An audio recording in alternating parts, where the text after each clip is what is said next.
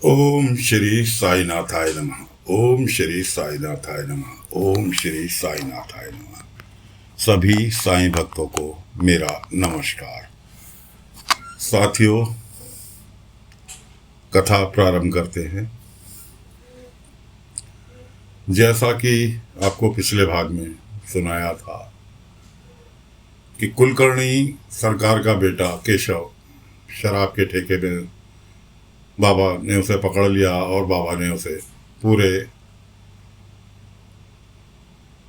अगले पिछले सारे नज़ारे दिखा दिए। सिर पे हाथ रखते गए साथी उसे चलचित्र की भांति सब कुछ साफ साफ हो गया कि उसके पिता ने साईं के प्रति क्या क्या उसके साथ छल किए, क्योंकि केशव का तो साईं के साथ बचपन से ही लगाव था। बाबा भी बहुत प्यार करते थे उसको।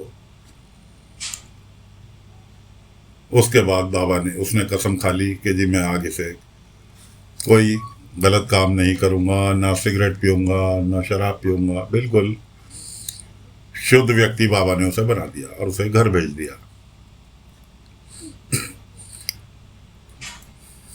उसने अपने पिता से भी जाके आश्वासन दे दिया कि मैं आगे से कोई गलत काम नहीं करूँगा। तो उसके पिता ने भी, कुलकर्णी ने भी क्षमा कर दिया, घर में रहने लगा। अगले दिन वह सुबह ही घर से नहा धो के तैयार होके घर से बाहर निकला। बाबा भिक्षाटन के लिए निकले हुए थे। रास्ते में बाबा को मिल गया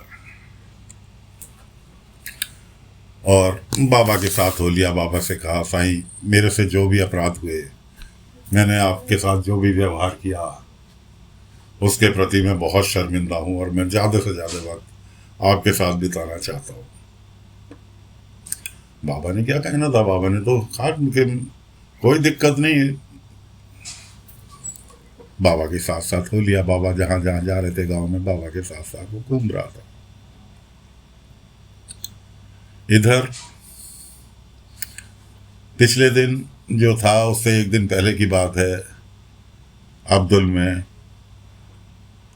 राणो जी जो थे, राणो जी और अब्दुल में दोनों में शर्त लगी हुई थी कि जो सबसे बड़ा सेवक होगा साईं का, वो शिरडी में रहेगा, साईं की सेवा करेगा। और जो दूसरा सेवक नहीं होगा, परम सेवक सिद्ध नहीं हुआ, वो शिरडी छोड़ के चला जाएगा। अब दोनों के दोनों अपनी अपनी सेवाओं में लगे हुए थे, आगे पीछे, कि कौन बेहतर सेवक साबित हो। राणो जी ने अपना घर बार सब त्याग दिया, घर में समान काम धंधे को बिल्कुल नकार दिया। सेवा करने के हुड़क में राणो जी की पत्नी परेशान मिल गई अब्दुल को रास्ते में। गांव में अब्दुल टहल रहा था और रास्ते में मिल गई। कावेरी नाम था। अब्दुल ने पूछा क्या हुआ, कि राणो जी को देखा कि राणो जी तो द्वारका माई में थे और बाजार तो वो गए ही नहीं आज। बड़ी दुखी हुई। उसने कहा एक काम करो, आप साईं से जाके मिलो, आपकी समस्या का समाधान साईं करेंगे। अब राणो जी को जाना तो बाजार था, लग गए थे उन वृद्ध व्यक्ति की सेवा में। राणो जी और अब्दुल दोनों के दोनों वृद्ध व्यक्ति के हैं। अब्दुल तो खाली था, बुलाए बाबा ने था उसको। तो राणो जी बिना मतलब में सेवा में लग गए। अपने काम से जा रहे थे बाजार, किसी व्यापारी से मिलने, कंबल का ऑर्डर देना था उसने, तो बाजार जा नहीं पाए। अब राणो जी ने कहा घर जाऊंगा तो कावेरी से खटपट होगी, इससे बेहतर है गांव में बैठ के कहीं टाइम पास कर दूं और शाम को जाऊंगा। अब्दुल की बात सुन के कावेरी सीधी साईं के पास पहुंच गई, कि उनको अपनी आप बीती बताई कि बैठी ही थी, इतने में राणो जी द्वारका माई में कदम रखा। कावेरी को वहां बैठा देखकर चौंके। बाबा ने समझाया राणो जी को, राणो जी काम के प्रति तुम लापरवाह होते जा रहे हो। ठीक है, सेवा करना चाहते हो करो, लेकिन अपने परिवार का जिम्मेवारी सबसे बड़ी जिम्मेवारी होती है। उसको नकार के तुम मेरी सेवा करोगे, सेवा किस काम की। क्या राणो जी मैं बाबा के आगे तो उन्हें कुछ कहना ही नहीं था। उन्होंने कहा ठीक है साईं, जैसे आप कहे। वो अपनी पत्नी के साथ घर पहुंच गए। अगले दिन सुबह बाजार गए राणू जी, वहाँ से कुछ ऑर्डर मिला उन्हें कम्बल बनाने का। घर आए, अपनी पत्नी को बताया कि ऐसे ऐसे मुझे कम्बल का ऑर्डर मिला और ये एडवांस भी मिला। अब हम तो पत्नी बड़ी खुश हुई। उसने कहा अब हम दोनों जने मिलके काम करेंगे, टाइम से काम करके सामने वाले को देंगे, ताकि कि काम में तरक्की हो। तरक्की होगी तो घर का पालन पोषण अच्छे से चलेगा। बातों बातों में उसके मुंह से निकल गया, अब्दुल भाई ने मुझे सही राय दी थी कि साईं के पास जाने की। उनके पास मैं गई तो साईं ने आपको समझाया। भाई इतना सुनते के साथ ही राणू जी तो सब चीज़ छोड़ छाड़ के कि मैं इसे अब्दुल को देखता हूँ जाके। अब ये अपनी इस हरकत पे आ गया कि मेरे घर तक में वालों तक को भड़काने लगा। राणू जी दंदन आते हुए द्वारका माई पहुंच गए। द्वारका माई में साईं थे नहीं, भिक्षाटन के लिए निकले हुए थे। साथ साथ केशव भी था।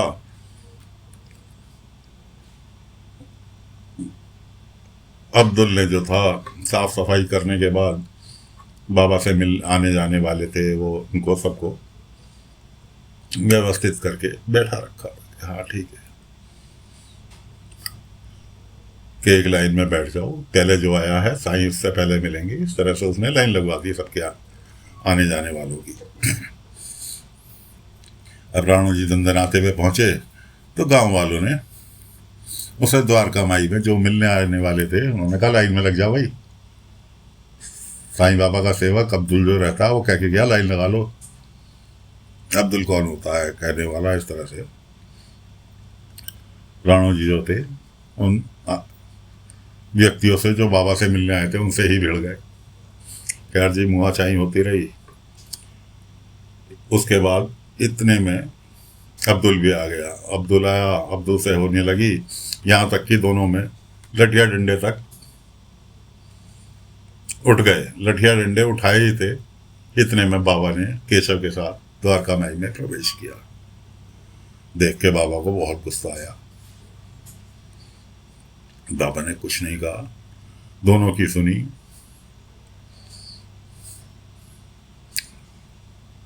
कि इसने ऐसे कहा, इसने ऐसे कहा। दोनों ने अपनी अपनी कथा सुनाई बाबा को। बाबा ने कहा भाई इसका तो कुछ इलाज करना पड़ेगा। बाबा जाके बैठे अपने थले पे, पत्थर पे जिस पे बैठते थे। बाबा ने कहा तुम दोनों में ये बहस छिड़ी हुई है कि कौन बड़ा सेवक। कि जी साईं। तो सिद्ध करके दिखाओ कौन बड़ा सेवक। कि राणू जी बड़े तुम हो, सबसे पहले मैं हक तुम्हें दोनों को मैं अलग अलग काम दूंगा। जो बखूबी अपना काम निभाएगा वो बड़ा सेवक कहलाएगा।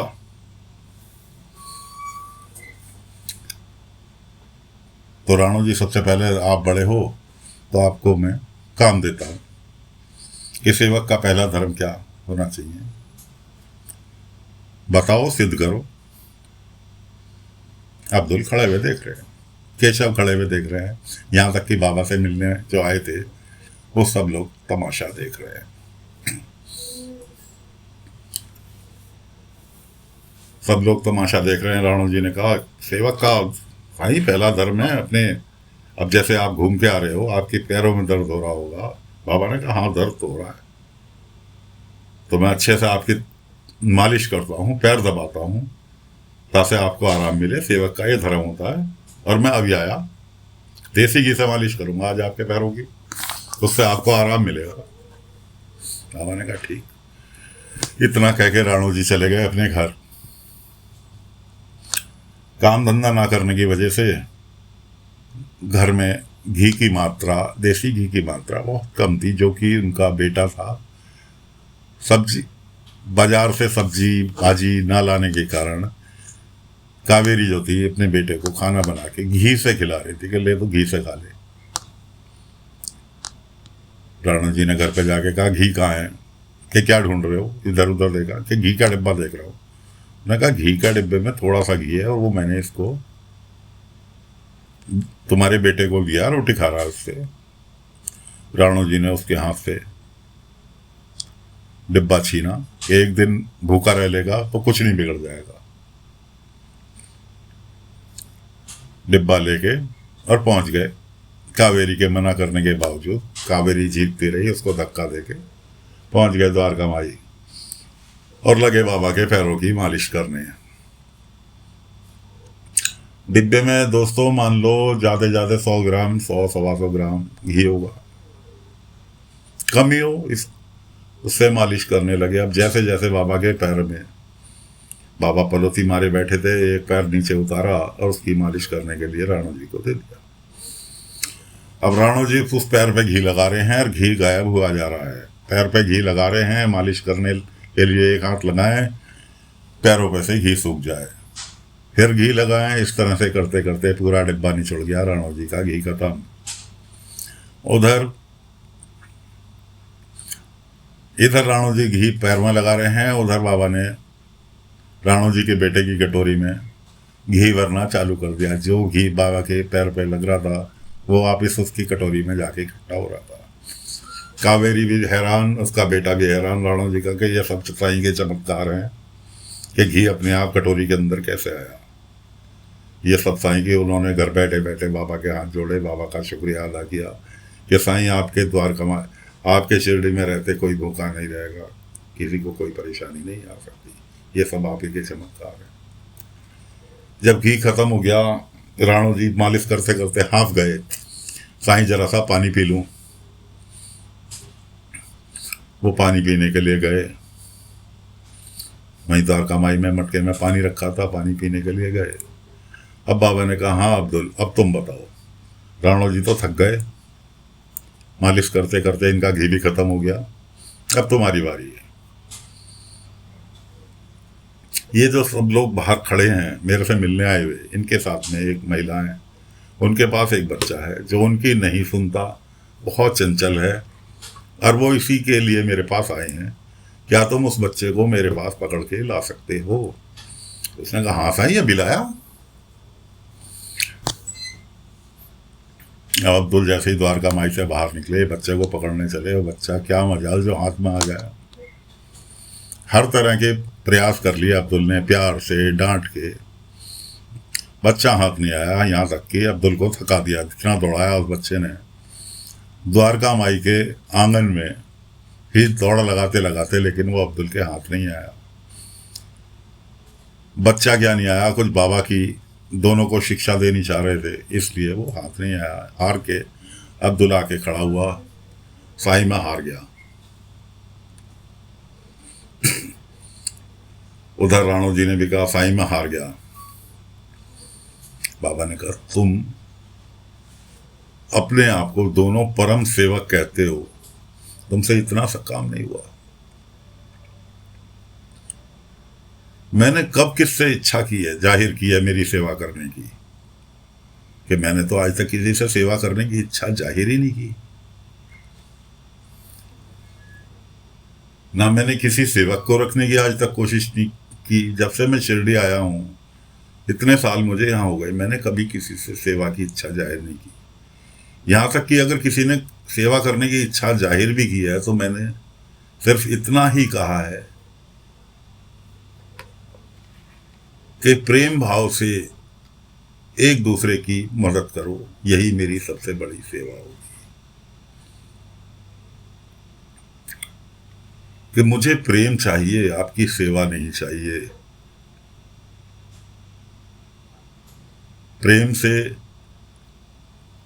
तुम किसी जानवर को भी अगर मदद करोगे तो वो मेरी सबसे बड़ी सेवा होगी।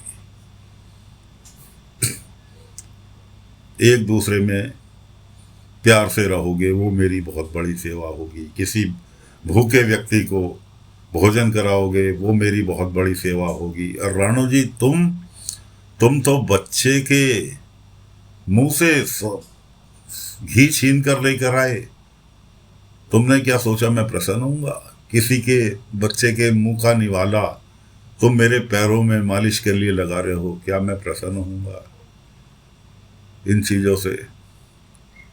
तुमने काम पर जाना छोड़ दिया, तुम्हारे बच्चे परेशान हैं घर में, और तुम यहाँ द्वारका माई में मेरे पैर दबाने की कोशिश कर रहे हो, मेरा पानी भर के लाने की कोशिश कर रहे हो, इसे सेवा कहते हो?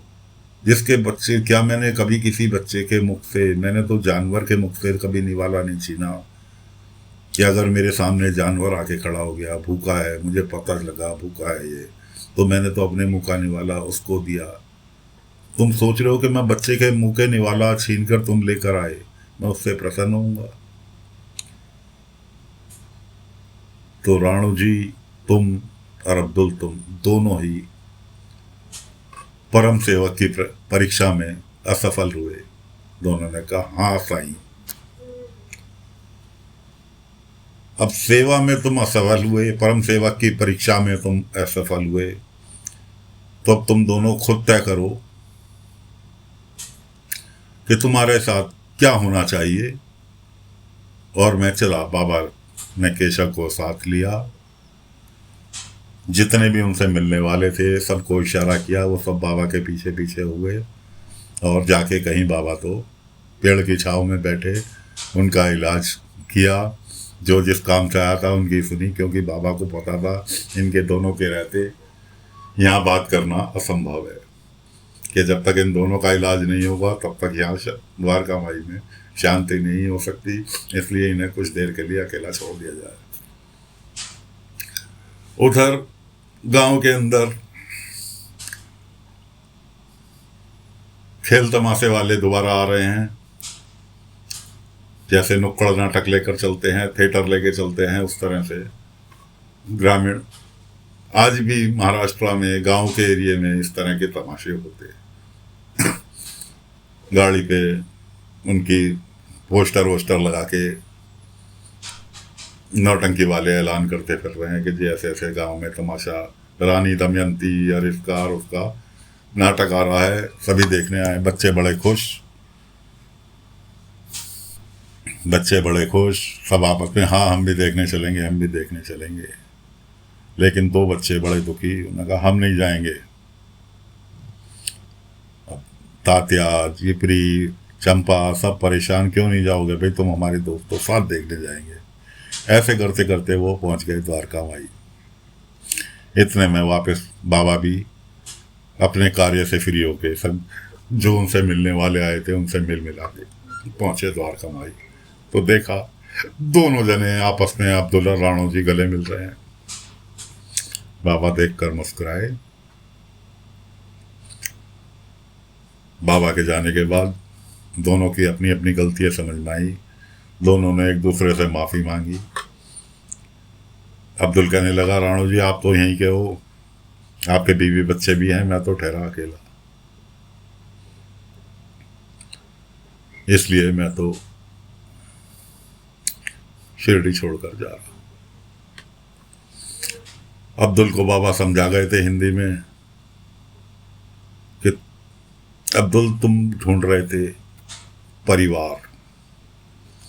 राणो जी को समझाया कि तुम बच्चे के मुंह से निवाला छीन कर लाए। अब्दुल को बोला कि तुम ढूंढ रहे थे परिवार, यहाँ शिरडी आने के बाद तुम्हें पूरा परिवार मिला। हाँ साईं, आप जैसा रहनुमा मिला, मुझे बहन मिली, मुझे भाई मिला, सबको इतने सारे दोस्त मिले कि तुम उस चीज को नकार के, उन सब रिश्तों को नकार के तुम शर्त लगा बैठे राणो जी से परम सेवक बनने की। अब्दुल कहने लगा, साईं मैं तो अकेला था, आपने मुझे यहाँ परिवार दिया, आप जैसा रहनुमा मिला। बाबा ने कहा, अब्दुल इस संसार में हर कोई अकेला आता है, अपने प्यार से सारे रिश्ते बनाता है। माँ बाप, भाई बहन, दोस्त सब प्यार से बनते हैं। प्यार है, प्रेम है, सब कुछ है, वरना कुछ नहीं। इतना कह के बाबा तो निकल लिए थे अब्दुल को शिक्षा देके। अब दोनों जनों ने आपस में अपनी अपनी गलती का एहसास हुआ, एक दूसरे से माफी मांगी। दोनों जने समझौता हो गया कि तू भी सेवा कर और मैं भी करूं और तू मेरे आड़े नहीं आएगा। इस तरह से दोनों ने कंप्रोमाइज हो गया। अब बच्चे आए बाबा के बाद, आगे आगे बाबा आ रहे हैं, शिरडी द्वारका माई में, अब पीछे पीछे बच्चे के साईं ऐसे ऐसे ये दोनों हमारे साथ में नौटंकी देखने, तमाशा देखने के लिए जाने के लिए मना कर रहे हैं कि कुछ तो है। बाबा ने पूछा बच्चों से, तो वो दोनों कहने लगे साईं ऐसे ऐसे इस बार फसल कम हुई। अब हम अपने घर वालों से, हमारी तो हिम्मत ही नहीं हो रही कि कुछ खेल तमाशे के लिए कुछ 2 पैसे 1 पैसा मांग लें।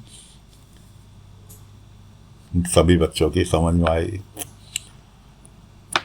बाबा के आगे बच्चों ने प्रतिज्ञा ली, साईं हमें इस समस्या का समाधान जो इन्होंने बताई है हम दूर जरूर करेंगे, हम एक दूसरे की मदद करेंगे। तो साथियों, आज का कथा यहीं विराम देते हैं। गांव में खेल तमाशे वाले आ चुके हैं, नाटक वाले आ चुके हैं, और राणो जी और अब्दुल की सुलह हो गई। जो उनकी परम शिष्य बनने की होड़ लगी हुई थी कि कौन सबसे बड़ा सेवक, वो चैप्टर यहाँ आज ख़त्म हो गया। बाबा ने दोनों को प्रेम का पाठ पढ़ाया। तो साथियों, कथा को यहीं विराम देते हैं। अगले अंक में फिर नई कहानी लेकर, नई कथा लेकर बाबा के जीवन चरित्र के ऊपर फिर आपके सामने हाजिर होंगे। तब तक के लिए आज्ञा दीजिए। ओम श्री साईनाथाय नमः। ओम श्री साईनाथाय नमः। ओम श्री साईनाथाय।